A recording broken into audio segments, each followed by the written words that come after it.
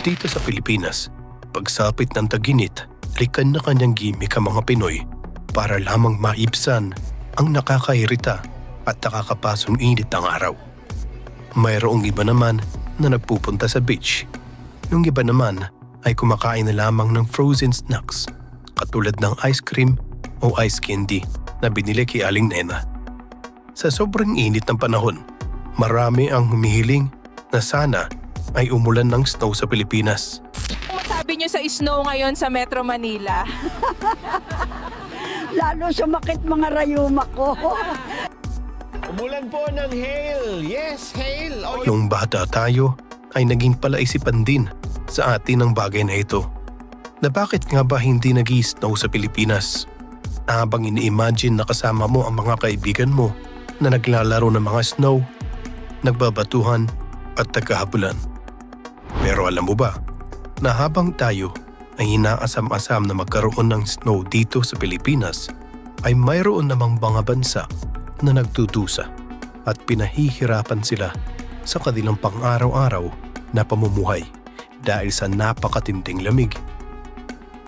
Ito ang Oymyakon, isang rural locality na matatagpuan sa bansang Russia.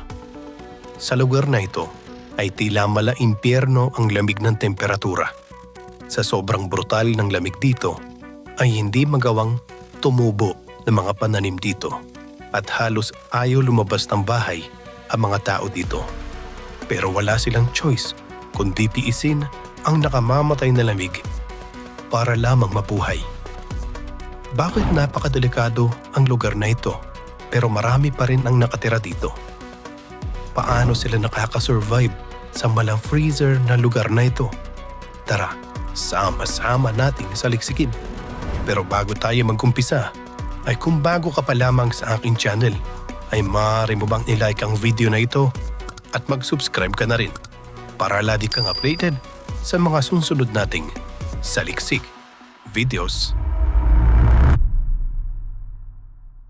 Ito ang Oymyakon, tinaguriang the coldest inhabited place on Earth. Sa lugar na ito, ang lahat ng mga bagay na makahawakan mo ay nagyayelo. Tama ka sa narinig mo. Tubig, pagkain, damit. Lahat ng mga bagay dito ay walang ligtas sa nakamamatay na lamig. Dito ay hindi usong magkape sa umaga dahil pagsalin mo pa lamang ng tubig sa baso ay segundo lang ang itinatagal. Siguradong magyayelo na agad ito. Ultimo ang paggalaw mo dito ay may oras. Dahil 1 minuto ka lang hindi gumalaw dito ay magagaya ka sa isang ito. Ang wolf na ito ay nagmistulang estatwa matapos maniga sa lamig mula nang mahuli ito sa trap.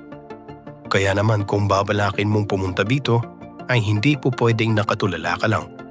Kailangan mong gumalaw dahil kung hindi ay matotodas ka ang maaga. Ang temperaturang -97 Celsius ay sapat na para kumitil ng anumang bagay na may buhay.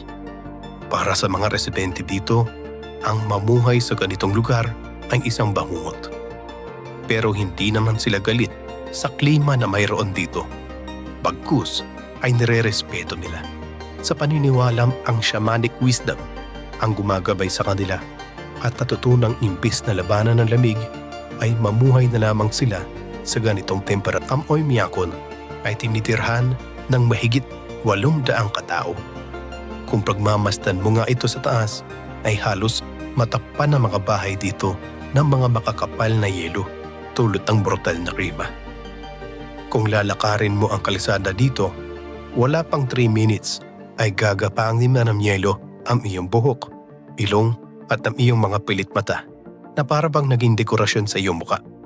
At ang pinaka-worst, kung ang isa sa mga parte ng katawan mo ay makaranas ng pamamanhid, pamumuti ng kulay at paninigas, ay hudyat ito na nasa panganib ang iyong buhay. Dahil kapag nangyari ito sa iyo at sa loob ng 5 minuto ay hindi mo ito naagapan, ay maaaring ikamatay mo ito o ikaputol ng parte ng katawan mo na kung saan nagtamo ng tinatawag na frostbite. Sa lugar na ito, Hindi uso dito ang mga nilulutong pagkain. Hindi tulad dito sa Pilipinas ay pumitas ka lang ng mga gulay sa bakuran ay may makakain ka na. Dahil sa napakabrutal ng lamig ng panahon ay hindi magawang makapagtanim ng mga halaman gaya ng mga gulay o palay ang mga tao dito. Kaya naman nagtitiis sila sa mga karme na kanilang hinuhuli. Ang mga karmeng hinuhuli nila ay direktang kinakain nila matapos nila itong hulihin gaya na lamang ng isdang ito.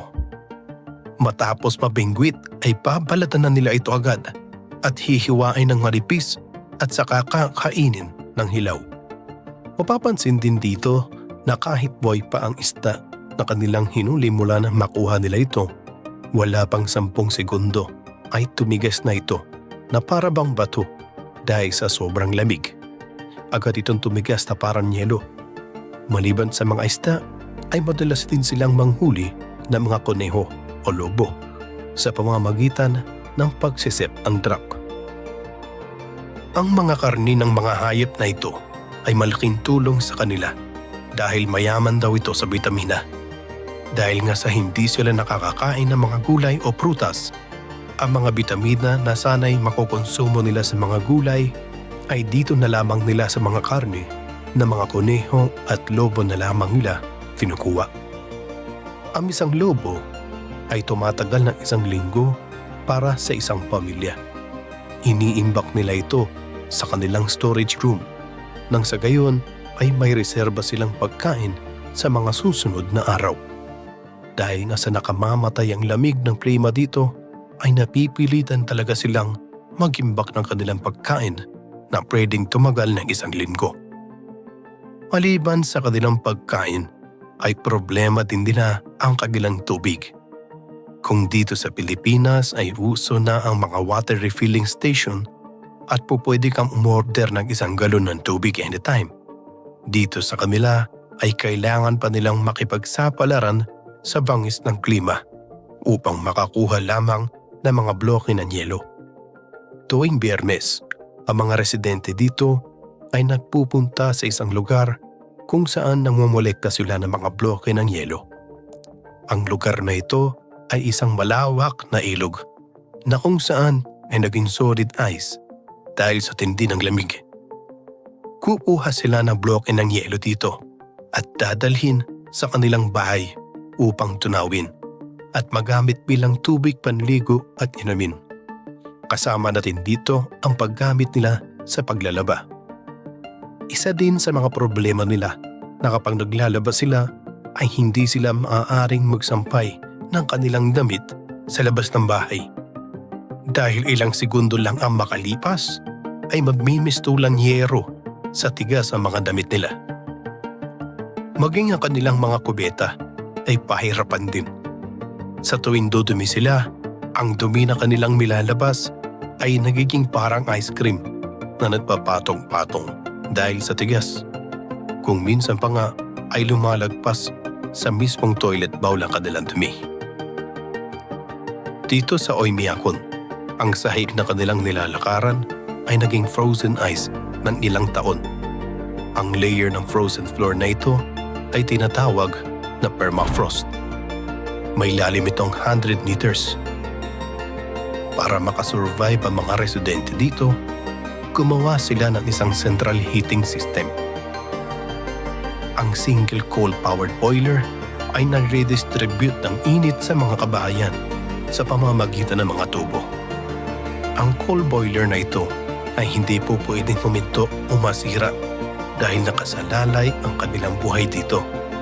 Kapag may nasirang parts dito, ay maaaring magkanda leche-leche ang kanilang kabahayan at maging sila ay maaaring manganib ang buhay. Kaya naman, ang mga bahay dito ay ibang-ibang kaysa sa mga local houses sa Russia. Ang mga tubo na konektado sa coal boiler ay dito na didistribute ang init para mapanatiling warm ang buong baryo. Ang mga sasakyan dito ay hindi po pwedeng hindi gamitin ng 1 araw lang. Bakit? Dahil in less than 24 hours, ang lamis ng iyong sasakyan magiging peanut butter sa lapot at ang gasoline o diesel ay magmimistulang ice candy sa tigas. Kasabay din nito ay mafa-flat ang mga gulong nito kahit wala namang butas. Pero may mga iilan sa kanila ay maparaan. Kapag naimbak kasi ang kanilang sasakyan at gusto nilang gamitin ito uli, ay tinatakloban nila ito ng at ang gasoline o diesel ay magmimistulang ice candy sa tigas. Kasabay din nito ay mafa-flat ang mga gulong nito kahit wala namang butas. Pero iilan sa kanila ay maparaan. Kapag naimbak kasi ang kanilang sasakyan at gusto nilang gamitin ito uli, ay tinatakloban nila ito ng isang malaking isolation mantle at dito ay gagamitan nila ng isang heating machine upang mag-cool down ang makina ng sasakyan. Ang prosesong ito ay tumatagal ng 3 hanggang 4 na oras. Kaya naman bihira silang gumamit ng sasakyan maliban na lang kung napaka-importante ang kanilang pupuntahan. At kung matagumpay naman sila sa pag-recover ng sasakyan, panibagong problema na naman ang kanilang kakaharapin sa daan. Ang kalsada kasi dito sa Oymyakon, bukod sa napakadulas dulot ng snow, ay napakakapal din ng hamog. Halos hindi mo na maalinag ang mga kasabay mong sasakyan, kaya mabagal ang patakbo at doble o triple ingat ang ginagawa ng mga motorista. Kaya naman ang ilan sa kanila ay imbis na motor o sasakyan ang ginagamit nila sa pagpunta sa mga malapit na lugar, ang ginagamit nila ay mga maliliit na kabayo. Ang mga kabayo na ito ay may tuturing na MVP sa kanilang pang-araw-araw na gawain. Ang mga kabayong nito ay kayang i-withstand ang napakatinding lamig sa lugar na ito. Kumbaga playground lang sa kanila ang nakamamatay na lamig para sa mga tao dito. Pero sa kabila ng lahat ng hirap, panganib at sakripisyong dala ng nakapipinsalang lamig, nananatili pa rin sa Oymyakon ang mga taong dito na ipinanganak at dito na rin gugugulin ng kanilang buong buhay. Para sa kanila, ang lamig ay hindi kaaway, kundi bahagi ng kanilang pagkatao. Ang bawat pagbangon nila sa tuwing umaga, ang bawat takbang nila sa nanyayelong lupa, ay patunay ng tibay ng taong kayang mabuhay sa pinakamarahas na lugar sa buong mundo. Habang tayo dito ay nagrereklamo kapag masyadong mainit, sila naman ay nakikipagpatayan sa temperatura na kayang pumatay ng tao sa loob lamang ng ilang minuto. At sa kakaibang mundong ito, natutunan nilang hindi kontrahin ang kalikasan, kundi pakinggan ito, irespeto ito, at yakapin ang simpleng buhay na ibinigay sa kanila. At kung sakaling mangarap ka ulit na umulan ng snow dito sa Pilipinas, tandaan mo na sa kabilang panig ng mundo, may mga taong hindi nangangarap ng snow dahil araw-araw nilang nilalabanan ang lamig na kayang pumatay sa isang kisap mata. Maraming salamat sa panunood.